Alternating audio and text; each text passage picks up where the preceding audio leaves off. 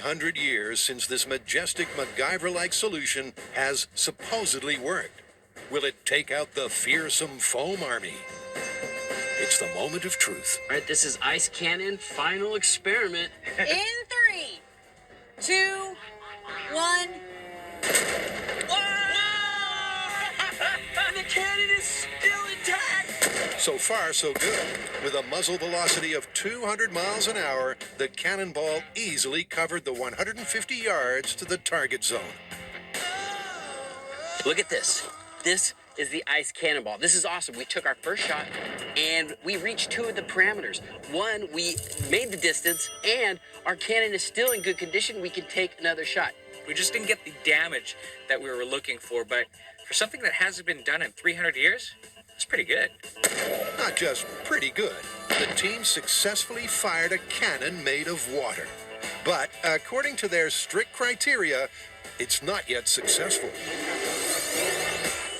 Well, I know the cannonball made it all the way to the guys, but I'm hoping this time it actually does some damage. So when you're talking about the damage that a cannonball can cause, you're talking about kinetic energy.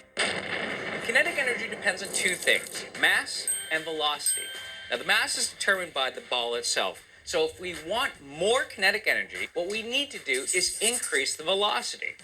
Now, under normal circumstances, all you need to do is add more black powder and it comes out faster.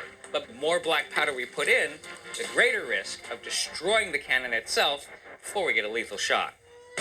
So with the same amount of black powder and a tweaked trajectory, We are hot. will the ice-cold cannon this time be an ice-cold killer? This is the ice cannon. In 3, 2, 1.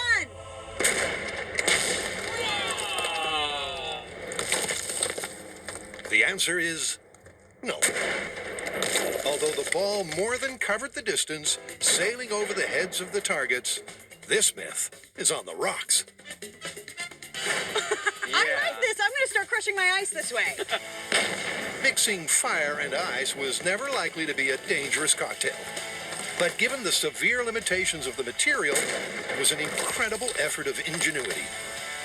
This is the myth that was almost plausible so many times.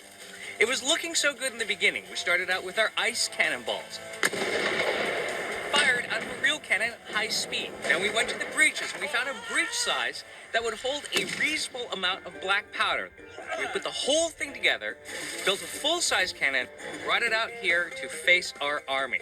And it was, again, looking very promising. But unfortunately, on the one that would have caused the most damage, which is the one that sailed over the army's heads and hit the wall, that's the one where the cannon itself exploded. And for this myth to be plausible, we have to have damage and range and reusability all in one, and that just never happened. So, unfortunately, I think we have to bust this one. And I'm not happy about it.